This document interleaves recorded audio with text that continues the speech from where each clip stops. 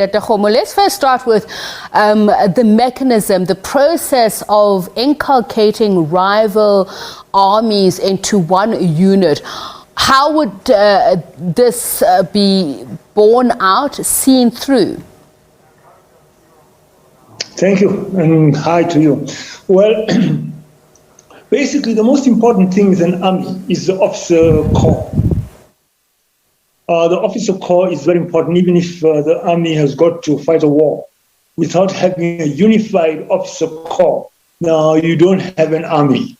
So basically, this job of having a joint officer corps or officer corps from all the warring sectors, that is from the SPLM government and also from the SPLM-IO or SPLM in opposition.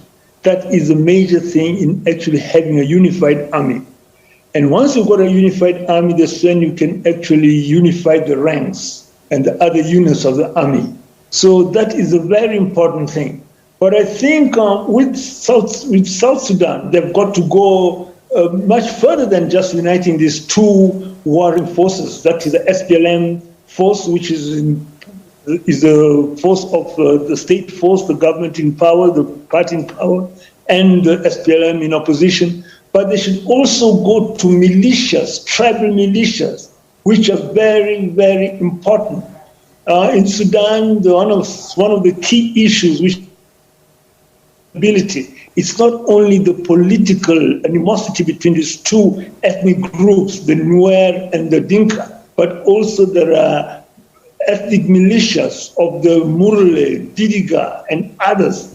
Now, these have got a traditional animosity whereby they raid each other. And now they've got huge age-set armies, and these are under warlords. Now they've actually got to get a way of bringing those warlords into the central command and fusing in some of these elements. Then you're going to be assured of peace throughout the Sudan. So this is obviously part of the promises made in the 2018 peace agreement. It's taken a very long time. Various mediators have been involved, including the AU, the UN, and IGAD. The proposed mechanisms, is it being followed to the T? Have there been deviations along the way? Well, you see, with the 2018 peace agreement, that peace agreement, it was actually signed, but then it could not be implemented fully. And then they had to get another peace agreement, a comprehensive one, which will actually sort of, it was an addendum to this other one. Now, the issue about actually implementing the peace agreement, it's multifaceted. Because it's not only the unison of the army which is needed, they also need to decide as to what type of nation they're going to have. Will it be a nation which is much more run on a federated state, the thing that the Nuer or the SPLM-IO want, with the different regions having a governor and that governor being semi-autonomous, and also the number of provinces in the Sudan. There have been that pool whereby the government, I think it wanted to reduce the number of provinces, whereas the Nuer wanted the provinces to be much more, so that basically they could give some of the elites, tribal elites, fiefdom to which they could rule, and issues like that. Now, those were delaying the unison of the peace, of implementing the peace agreement.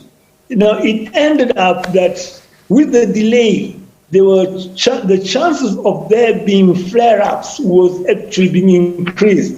And I think this issue of literally getting the army units together, that basically will solve the military issue and leave other issues to a political situation, whereas they've done away with the military animosity. And I think that's the best move that they could ever get.